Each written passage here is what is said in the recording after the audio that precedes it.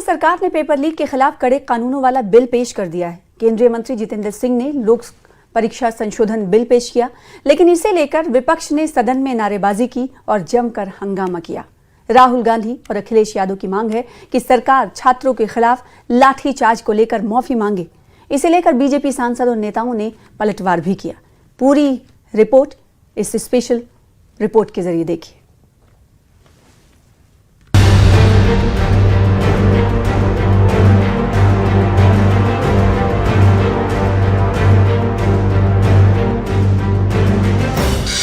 केंद्रीय मंत्री जितेंद्र सिंह ने पेपर लीक से जुड़ा लोक परीक्षा संशोधन बिल लोकसभा में पेश किया।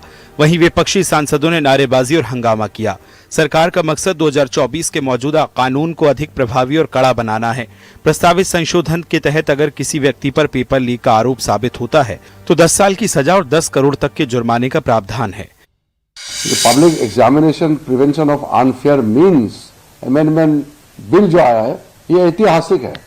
इस पे बाधित ना करें और छात्रों का, स्टूडेंट का सेंटीमेंट को समझते हुए पार्लियामेंट में थ्रेडबेयर बहुत खुली यहाँ बहस होना चाहिए, सबका मत आना चाहिए और एकजुट से इस बिल को पारित करना चाहिए। वहीं छात्रों के मुद्दे पर विपक्ष सरकार पर हमलावर है। प्रियंका गांधी और डिंपल यादव ने सरकार को घेरा है।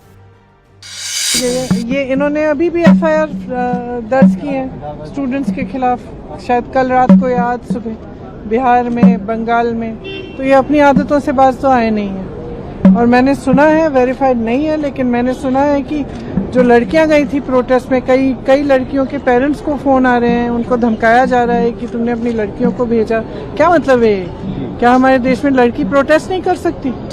पार्टी के शासन में हम देख ही रहे हैं कि कैसे युवाओं पे भी अत्याचार नहीं रुक रहा है। और जहां पैलेट्स जलाई गई बच्चों में दिल्ली में, और आप जैसे बता रहे हैं कि बिहार में AK-47 का प्रयोग है, तो ये बहुत ही निंदनीय घटना है। और एक लोकतंत्र में रहते हुए भी कहीं ना कहीं लोगों की जो स्वतंत्रता है, जो फ्रीडम है और जो स्पिरिट है, उसको मारा जा रहा है भारतीय जनता पार्टी की सरकार में। छात्रों के मुद्दे पर पक्ष और विपक्ष में जुबानी जंग जारी है। बीजेपी सांसद जगदम्बिका पाल ने कहा कि विपक्ष चर्चा से भाग रहा है। वहीं कांग्रेस ने पहले सरकार से माफी की मांग की है। न केवल फास्ट ट्रैक कोर्ट, 3 महीने का टाइम बाउंड था जो अभी तक कोई कानून नहीं था, डे टू डे सुनवाई, 10 साल सामूहिक नकल के उत्तरदायित्व और 10 करोड़ तक का जुर्माना, शिक्षा में व्यापक सुधार के लिए हाई पावर कमेटी, पूरा देश के युवा का आंदोलन उन्होंने वापस लिया। आज तो सदन को सुचारू रूप से चलना चाहिए। कि प्रधानमंत्री को माफी मांगना चाहिए, सरकार को माफी मांगना चाहिए। जिस तरह का बर्ताव छात्रों के साथ, नौजवानों के साथ हुआ है वो बहुत ही अभद्र है और बहुत एक तरह से लोगों के अंदर बहुत आक्रोश है। विपक्ष पहले धर्मेंद्र प्रधान के इस्तीफे पर अड़ा था, लेकिन अब उसने संसद में सरकार से माफी की मांग की, जिस पर वार पलटवार जारी है। Bureau report, news 18 UP Uttarakhand.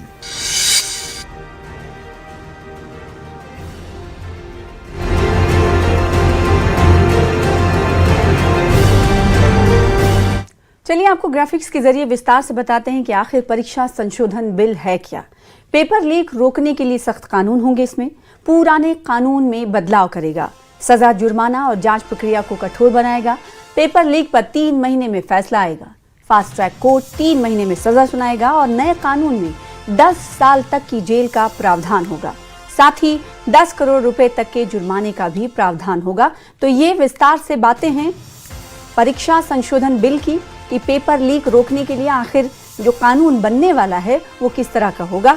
पुराने कानून में बदलाव करेगा, सजा, जुर्माना और जांच प्रक्रिया को कठोर बनाएगा। पेपर लीक पर 3 महीने में फैसला आ जाएगा। साथ ही फास्ट ट्रैक कोर्ट 3 महीने में सजा सुना देगा और नए कानून में 10 साल तक की जेल का प्रावधान रखा गया है।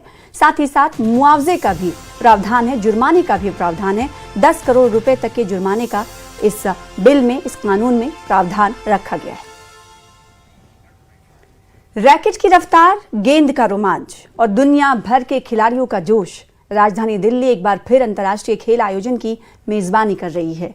22वीं कॉमनवेल्थ टेबल टेनिस चैंपियनशिप का भव्य आगाज हो चुका है, जहां 25 देशों के खिलाड़ी अपने हुनर का प्रदर्शन कर रहे हैं। मुख्यमंत्री रेखा गुप्ता ने इसे दिल्ली के लिए गर्व का क्षण बताया है, जबकि खेल मंत्री आशीष सूद ने राजधानी को विश्व स्तरीय खेल केंद्र बनाने की बात दोहराई है। देखिए स्पेशल रिपोर्ट में।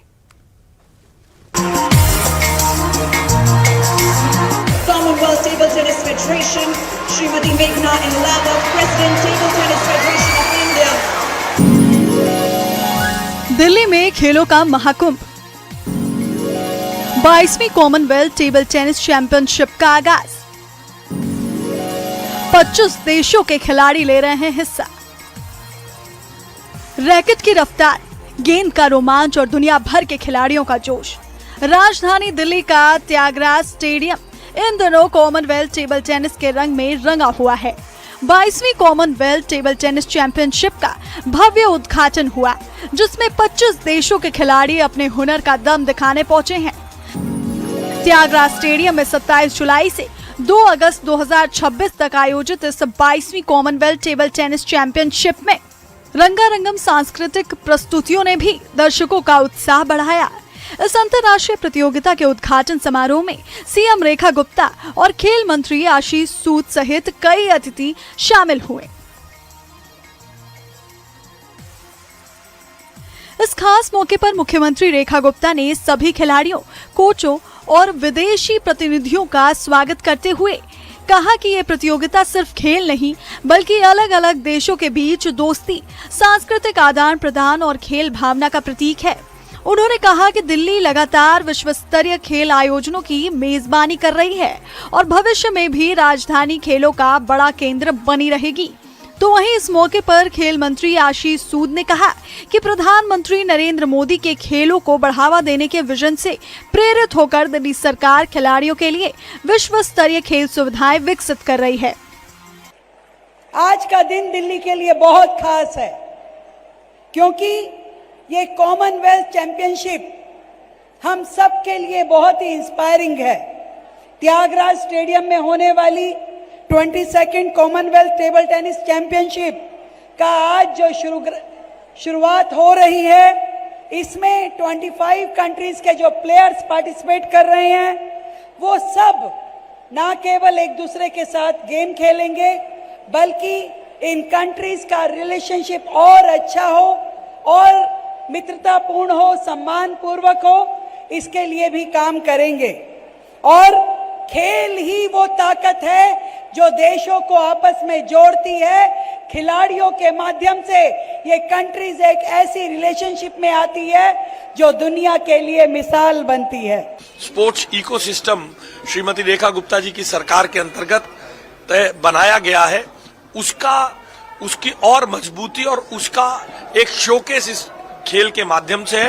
प्रधानमंत्री श्री नरेंद्र मोदी जी ने देश में जो इकोसिस्टम खड़ा किया है स्पोर्ट्स के लिए, जहां खिलाड़ियों की देखरेख होती है, उसी के नक्शे कदम पर दिल्ली ने भी अपने स्टेट और नेशनल में खेलने वाले खिलाड़ियों के लिए स्कॉलरशिप और पिछले वर्षों से रुके हुए उनके पुरस्कार 40 करोड़ रुपए से भी ज्यादा का हमने अभी आने के बाद किया। और उसके बाद अभी इस प्रकार के इकोसिस्टम से हमारे खिलाड़ियों को, हमारे युवाओं को प्रेरणा मिलती है। गेम चैंपियनशिप का आगाज हुआ है, जहां पे 25 कंट्रीज के स्पोर्ट्स पर्सन आए हैं। मैं समझती हूं कि ये दिल्ली में होने वाला अपने आप में सबसे बड़ा स्पोर्ट्स इवेंट है, जिसे दिल्ली सरकार ने होस्ट किया है। मेरी ओर से